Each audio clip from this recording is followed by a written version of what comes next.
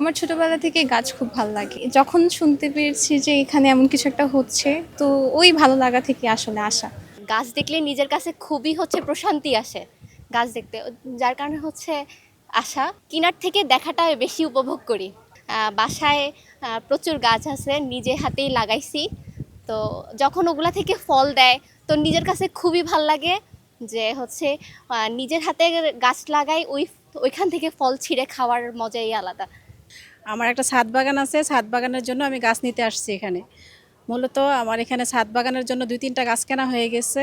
কিছুদিনের মধ্যে হয়তো আমি আবার ট্রাক নিয়ে আসবো গাছ কেনার জন্য, সেগুলো আমার গ্রামের বাড়িতে পাঠাবো। হ্যাঁ, আমার কাছে এখন অনেক ধরনের গাছ আছে, মানে আমার গ্রামের বাড়িতে প্রায় ৩০০ রকমের গাছ আছে। আমি সবগুলোর নাম এখন সঠিক বলতে পারছি না। আমি সেই ছোটোবেলা থেকে গাছ অনেক বেশি পছন্দ করি।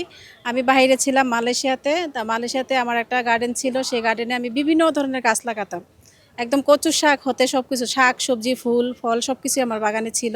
ওখান থেকে আমি অনুপ্রাণিত হলাম আর কি গাছ লাগানোর জন্য। হ্যাঁ, ঢাকা শহরে গাছ কমে যাচ্ছে। আমি সবার জন্য বলবো যে একটু হলেও আপনারা গাছ লাগাবেন, পরিবেশ বাঁচাবেন। কারণ গাছ আমাদের সব কিছুতেই অনেক বেশি উপকারে আসে। যদি আমরা গাছ না লাগাই তাহলে আমরা বুঝতে পারবো না। গাছ দেখলে মন ভালো হয়ে যায়। গাছের দিকে তাকাবেন, মন ভালো থাকবে। আর আর আমাদের এখন বর্তমান সমস্যা হচ্ছে আমরা ভাড়াটিয়া বাসায় থাকি, বাড়িওয়ালা আমাদের গাছ লাগাতে দেয় না। এটা হলো বিরাট একটা প্রবলেম।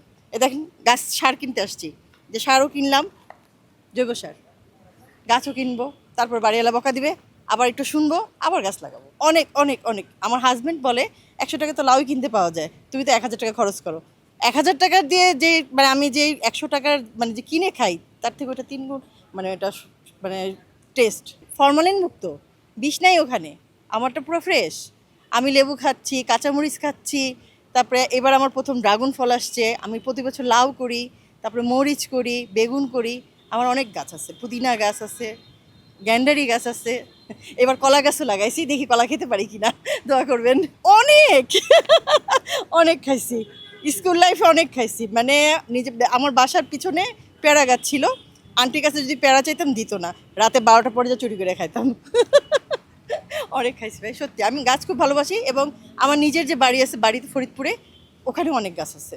বর্তমান ছেলেমেয়েরা আসলে অতটা সময়, ওরা মোবাইল ডিভাইড, আমাদের গাছের প্রতি ওদের কোনোই নেই। এখন এদেরকে আমরা আসলে কিভাবে আনবো সেটাও মানে আমরা চেষ্টা করতেছি, কিন্তু হচ্ছে না।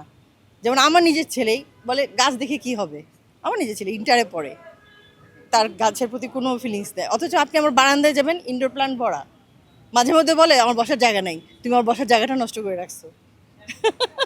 এই হলো অবস্থা আমাদের। আমার ছোটবেলা থেকে গাছ খুব ভালো লাগে। যখন শুনতে পেরেছি যে এখানে এমন কিছু একটা হচ্ছে, তো ওই ভালো লাগা থেকে আসলে আসা। আমার ছোটবেলা থেকে গাছ খুব ভালো লাগে। আমার আম্মুও খুব পছন্দ করে গার্ডেনিং করা। আমাদের ছাদে আমরা বিভিন্ন ধরনের গাছ লাগিয়ে থাকি। তো সেই থেকে গাছের প্রতি ভালোবাসা আছেই। আর যখন শুনতে পেরেছি যে এখানে এমন কিছু একটা হচ্ছে, তো ওই ভালো লাগা থেকে আসলে আসা। আমার খুব ফুলের গাছ পছন্দ। তো আমি আমার বারান্দায় লাগিয়ে থাকি নরমালি। আমার একটা জবা গাছ আছে,